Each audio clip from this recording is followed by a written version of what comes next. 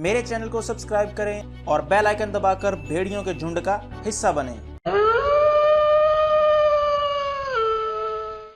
Last video में हमने देखा कि सुपरमैन प्रिजन से निकलने की कोशिश करता है, पर बैटमैन और एटम मिलकर उसकी इस कोशिश को नाकाम बना देते हैं और बाहर डेडशॉट एरो और कैनेरी को मारने वाला था, पर हार्ली आकर उन्हें बचा लेती है और डेडशॉट को बैट मारकर बेहोश कर देती है। और वीडियो के एंड पर हमने देखा कि तालिया और उसकी बेटी, जो कि ब्रूस वेन की भी बेटी है और डेमियन की बहन है, वो डेमियन को छुड़वा कर ले जाते हैं। अब आगे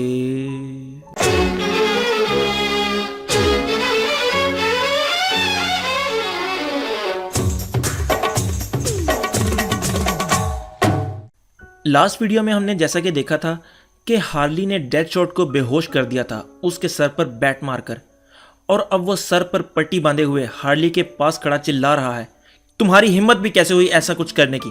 तुम जानती नहीं मुझे, एक गोली से अभी मैं तुम्हारा काम तमाम कर सकता हूं। पर हार्ली उसको लिफ्ट ही नहीं कराती और अपना रात का नाश्ता खत्म करने में मसरूफ हो जाती है। तो वो बंदूक निकालकर उसके कान पर रखकर कहता है, तुम्हें यह सब मजाक लग रहा है?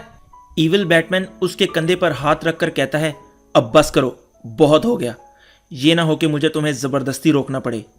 इसके बाद वो हार्ली से कहता है, तुम तो एक आफत की पुड़िया हो, अगर मेरे बस में होता तो मैं कब का तुम्हारा काम तमाम कर चुका होता। तो हार्ली कहती है, तुम तो बहुत ही फजूल बैटमैन हो, और कुछ कहने लगती है, पर एकदम से उसको कुछ याद आता है और कहती है, क्या तुम्हारे बस में होता इसका क्या मतलब है? यानी तुम इंचार्ज नहीं हो यहाँ पर?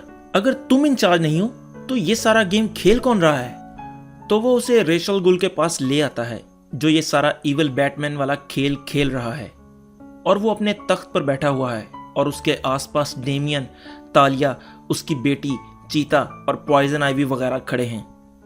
गुल उठकर हार्ली के पास आता है और कहता है, इंसान हमारी जमीन के लिए एक कैंसर की तरह है, जिसने अपने लालच, झूठ और फरेब से इस जन्नत जैसी दुनिया का नक्शा सिर्फ अपने फायदे के लिए बदल कर रख दिया। इंसान नेचर की कदर करना भूल चुका है। 10,000 से ज्यादा स्पीशीज हर साल खत्म हो रही हैं, और हम क्या कर रहे हैं? हम सिर्फ उन्हें खत्म होता हुआ देख रहे हैं, सिर्फ अपने फायदे के लिए। मैंने कई सदियां गुजार दी इंसान को अर्थ को तबाह करते हुए देखते हुए, मगर अब नहीं, मेरे से जो बन पड़ेगा मैं वो करूंगा, इंसानों को यह सब करने से रोकने के लिए। तो हार्ली कहती है, ये स्पीच क्या तुमने रात को शीशे के सामने खड़े होकर प्रैक्टिस की थी या अभी खड़े खड़े बनाई है? हार्ली आइवी की तरफ देखकर कहती है, आइवी तुम यहाँ क्या कर रही हो? क्या ये तुम्हें भी जबरदस्ती लाए हैं यहाँ? तो आइवी कहती है, नहीं, मैं तो यहाँ अपनी मर्जी से आई हूँ ताकि मैं भी नेचर को सेव कर सकूं। तो हार्ली कहती है, ये तो बहुत से लोगों को कत्ल करने का प्लान बना रहे हैं। तो आइवी कहती है, बस यही एक हल है इस सब को रोकने का, और तुम्हारे पास कोई और रास्ता भी तो नहीं है, क्योंकि तुम्हारे दिमाग में बॉम्ब जो फिट किया हुआ है इन्होंने। तो हार्ली कहती है, रास्ता तो है मेरे पास। तो गुल पीछे से कहता है, हाँ रास्ता तो है तुम्हारे पास, पर वो सिर्फ एक है, मगर वो है सिर्फ मौत। अगर तुम चली गई तो तुम्हारी बेटी का क्या होगा? तो हार्ली गुस्से में गुल की तरफ देखकर कहती है, अगला लफ्ज सोच समझकर बोलना, वरना तुम्हारे लिए अच्छा नहीं होगा। तो गुल कहता है, लूसी नाम है ना तुम्हारी बेटी का? मुझे पता लगा है उसे खिलौनों से खेलना बड़ा पसंद है। तो हार्ली कहती है, वो तो जानती ही नहीं कि मैं उसकी मां हूं। तो गुल कहता है, मगर अब वो जान गई है, और वो उसकी बेटी को बुलवा लेता है। तो हार्ली उसे देखकर हैरान रह जाती है और लूसी से कहती है, लूसी बेटा जरा अपने कानों पर हाथ तो रखो, तुम्हारी आंटी हार्ली कुछ बुरा बोलने लगी है। और वो गुल को जी भरकर गालियां निकालती है और कहती है, अब तुम मेरी बेटी को मेरे खिलाफ इस्तेमाल करोगे? तो गुल कहता है, मैं चाहता तो नहीं, पर अगर जरूरत पड़ी तो मैं जरूर इस्तेमाल करूंगा। तो हार्ली गुल के नाक पर अपना सर मारकर उसे गिरा देती है और गुल के नाक से खून निकलने लगता है। तो आइवी हार्ली को रोकने की कोशिश करती है, पर हार्ली गुस्से में उसे गालियां देना शुरू कर देती है, और अथानासिया हार्ली को आकर गर्दन से पकड़कर उसके सर पर गन रखती है और कहती है, तुम्हारी इतनी जुर्रत। और उसकी बेटी ये देखकर रोने लग जाती है। तो हार्ली कहती है, मैं तुम्हें नहीं जानती, पर तुम जो कोई भी हो अपनी बंदूक पीछे कर लो, क्योंकि तुम बच्ची को डरा रही हो। और अगर तुमने ऐसा ना किया तो मुझे गुस्सा आ जाएगा, और अगर मुझे गुस्सा आ गया तो तुम्हारे लिए बहुत बुरा होगा। तो वो ट्रिगर दबाने लगती है, पर आइवी उसके हाथ से गन छीन लेती है और सब आइवी और हार्ली पर गोलियों की बरसात कर देते हैं। मगर आइवी अपने प्लांट्स की हेल्प से उसे बचा लेती है और अंदर उसे समझाने की कोशिश करती है कि जैसा वो कहते हैं वैसा ही कर लो, अपना नहीं तो कम से कम अपनी बेटी का ही ख्याल कर लो। और बाहर खड़ा बैटमैन कहता है, लगता है मुझे खुद ही हार्ली का काम तमाम करना पड़ेगा। और उसकी बेटी उसे रोकने की कोशिश करती है, मगर बैटमैन कहता है, बेटा मैं क्या करूं, मैं भी मजबूर हूं, क्योंकि तुम्हारी मां सिवाय मुसीबत के और कुछ नहीं। तो गुल उठकर बैटमैन को रोकता है और कहता है, गलती मेरी है, मुझे इस मामले को सही तरह सॉल्व करना चाहिए था। तो गुल कहता है, आइवी मुझे हार्ली से बात करनी है, आने दो उसे बाहर। तो वो प्लांट्स को साइड पर करती है और हार्ली को देखकर उसकी बेटी उसकी तरफ भागती है, और गुल भी अपने बिहेवियर के लिए हार्ली से माफी मांगता है और कहता है, मैं जानता हूं कि तुम गुस्से में हो और तुम्हारे दिल में कहीं ना कहीं इस बात का भी दुख है कि तुम्हारी वजह से मेट्रोपोलिस के लोगों को अपनी जान से हाथ धोना पड़ा, और इसीलिए तुम बैटमैन का साथ देने लगी। हार्ली कहती है, मुझे लगा सुपरमैन उस दिन भी आकर सब कुछ बचा लेगा और हमें दोबारा जेल में डाल देगा और सब कुछ ठीक हो जाएगा। तो गुल कहता है, वो ना ही अपनी बीवी को, ना ही अपने बेटे और ना ही मेट्रोपोलिस को बचा सका, और मुझे पूरा यकीन है वो वर्ल्ड को भी नहीं बचा सकता। मगर अब तुम्हारे पास एक मौका है दुनिया को बचाने का, आओ और मेरा साथ दो। हम सब मिलकर अर्थ को बचा सकते हैं और उन लोगों को सजा दे सकते हैं जिन्होंने तुम्हारी बेटी से उसका फ्यूचर छीन लिया। दूसरी तरफ बैटमैन अपने केव में बैठा है और पूरे एरिया को मॉनिटर कर रहा है। तो पीछे से कॉनर आता है और कहता है, मिस्टर बैट, क्या आप ठीक हैं? मॉम ने बताया कुछ लोग आपके बेटे को उठा कर ले गए, क्या ये सच है? तो ब्रूस कहता है, तुम्हें डायना ने भेजा है? तो वो जवाब देता है, नहीं, उन्होंने तो मुझे मना किया था कि मैं जाकर आपको तंग ना करूं, मगर फिर भी मुझे लगा मुझे एक दफा आपको देख कर आना चाहिए। तो कॉनर पूछता है, आप क्या कर रहे हो? तो ब्रूस कहता है, मैं कुछ ढूंढ रहा हूं। अपने बेटे को? कॉनर बड़े ही प्यार से उससे पूछता है और ब्रूस कहता है, हाँ, और उन्हें भी जो उसे ले गए।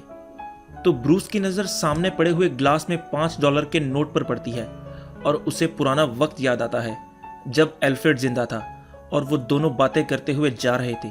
और एल्फ्रेड कहता है, उसने तो अभी अपनी ट्रेनिंग भी सही से पूरी नहीं की, उसको तुम कैसे लेकर जा सकते हो?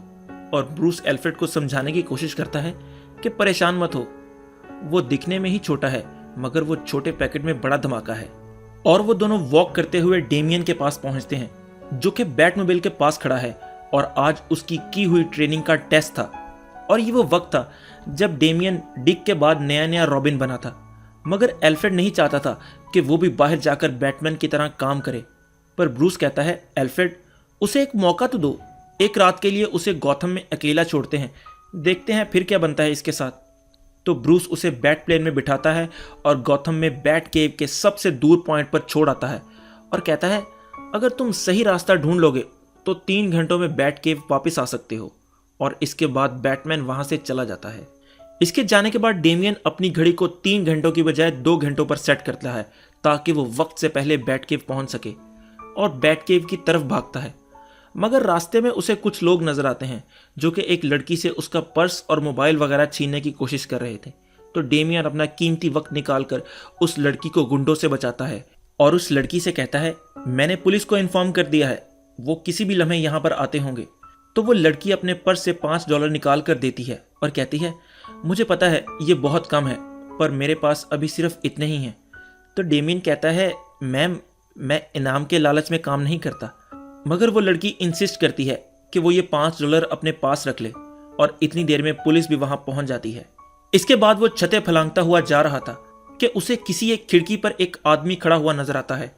तो वो उसे बचाने के लिए आगे बढ़कर उसे रोकता है, मगर वो बंदा कहता है, मैं खुदकुशी करने के लिए यहाँ पर नहीं चढ़ा, मैं परेशान हूँ और सोचने के लिए मैं यहाँ खड़ा था। तो डेमियन कहता है, ओह अच्छा। तो वो जाने लगता है, पर उस आदमी को रोता हुआ देखकर रुक जाता है और उससे उसका मसला पूछता है। और डेमियन का कीमती वक्त भी साथ साथ गुजरता जा रहा था तो वो आदमी घर के अंदर जाकर अपने लिए और डेमियन के लिए चाय बनाता है और डेमियन के साथ अपने दुख शेयर करता है। इसके बाद डेमियन एक बंदे को अस्पताल छोड़कर आता है जिसको किसी ने चाकू मारा था। फिर वो एक बूढ़ी औरत की मदद करता है बस में चढ़ने के लिए, और वो भी उसे $5 देने की कोशिश करती है और वो उसे ये कहकर मना कर देता है कि मैडम, मैं इनाम के लालच में काम नहीं करता। इसके बाद कुछ मुजरिमों को पुलिस स्टेशन के बाहर छोड़कर ट्रेन की छत पर बैठकर घर की तरफ वापस निकलता है। जब वो बैट केव पहुंचता है तो ब्रूस कहता है 10 घंटे और 47 मिनट लगे तुम्हें आने में। तो डेमियन कहता है मुझे पता है मैं फेल हो गया हूँ, मगर मैं बहुत थक चुका हूँ और सोने जा रहा हूँ। तो एल्फ्रेड कहता है ब्रूस, क्या तुमने इसे कहा था कि ये एक टाइम ट्रायल है?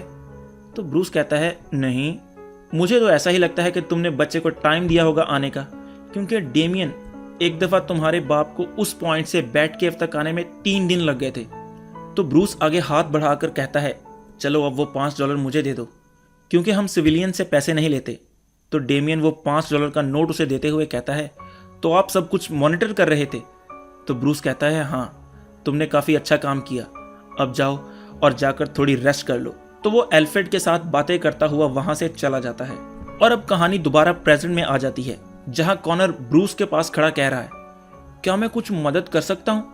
तो ब्रूस उसकी तरफ देखकर कहता है शायद हाँ, तुम मेरी मदद कर सकते हो, पर एक शर्त पर, इस बात का किसी को पता नहीं लगना चाहिए।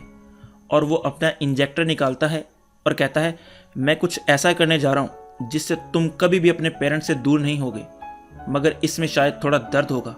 और यहाँ पर चैप्टर नंबर 8 की कहानी एंड हो जाती है।